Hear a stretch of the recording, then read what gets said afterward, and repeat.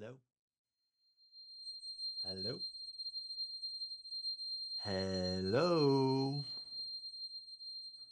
Are you listening to me at all? Hello?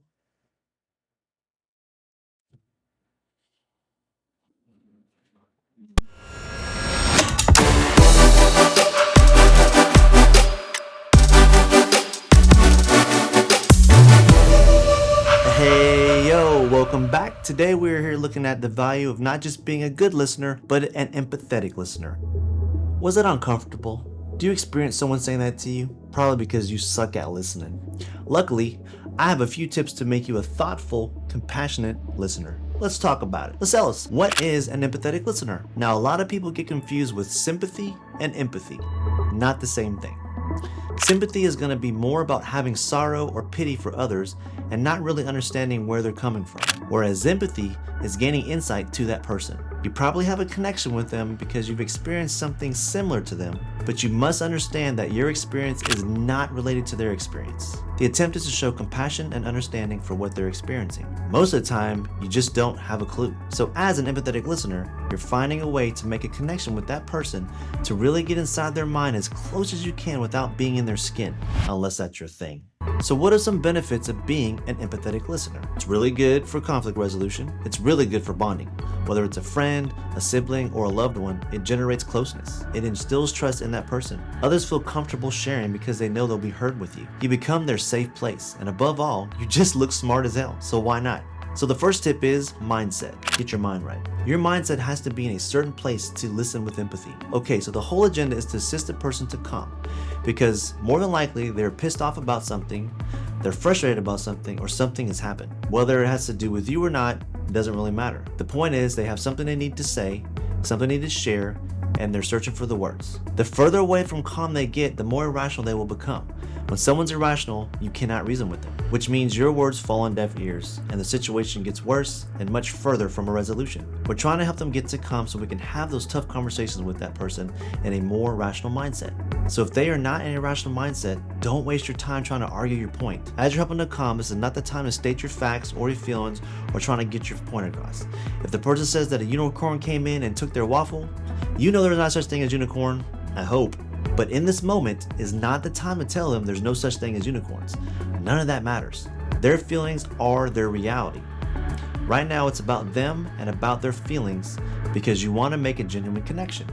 You don't need to understand why the hell this person thinks they're unicorns. Your mindset is, I want to know. I genuinely want to know. This is a major piece to listening with empathy. You need to have some kind of desire to connect. If you don't have any desire to connect, then don't have the conversation with the person. Just be like, you know what, I'm good. And just walk away and let it go. Okay, so that's tip number one. Number two, inflection. Your paraverbal communication. Your inflection has to do with your tone, pitch, and cadence. Tone has to do with the sound of your emotions. Like, do you have an aggressive tone? Do you have a calm tone? And then there's cadence. Basically, how fast or how slow you talk. When people get really excited or they're nervous, they tend to talk really fast. When they're tired or inebriated, they talk slower. And finally, pitch. Pitch is the volume of your voice. Collectively, it's how you say what you say. Did you know? Paraverbal communication accounts for about 38% of your message.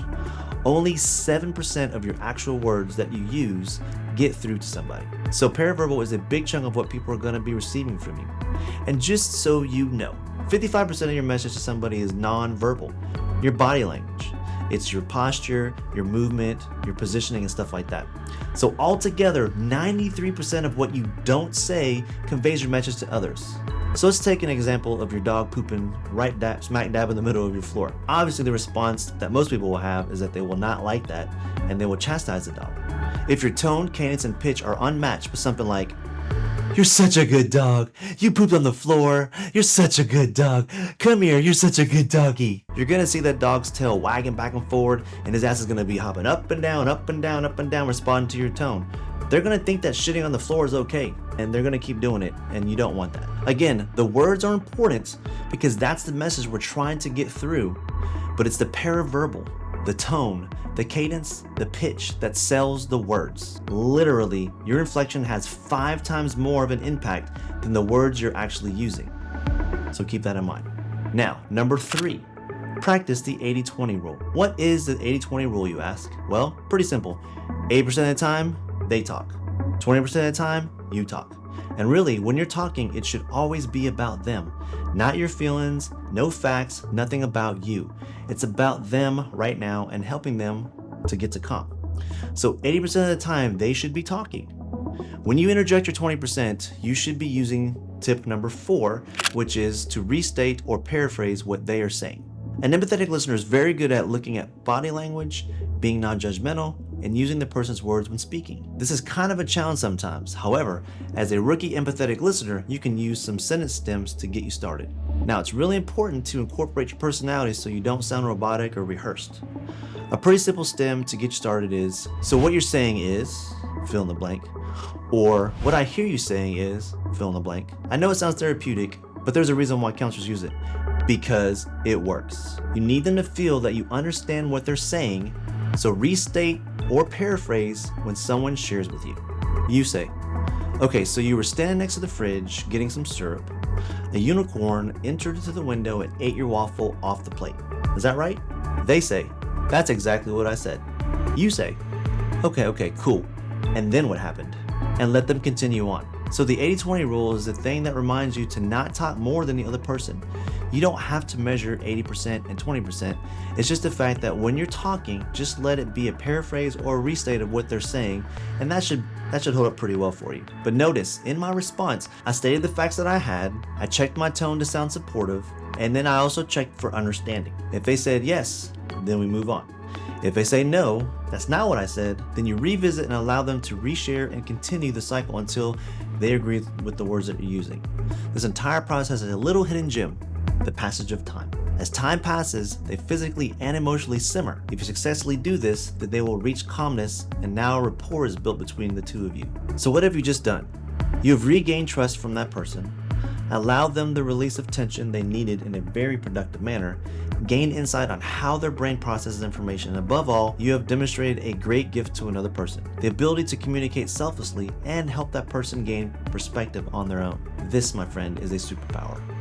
In conclusion, you might wonder when to use this superpower of yours. You can use it to build rapport, you can use it to de-escalate an angry person, or simply use it in a calm state to learn about a person. So thanks again for listening. Keep walking the line and continue to live intentionally, not eventually.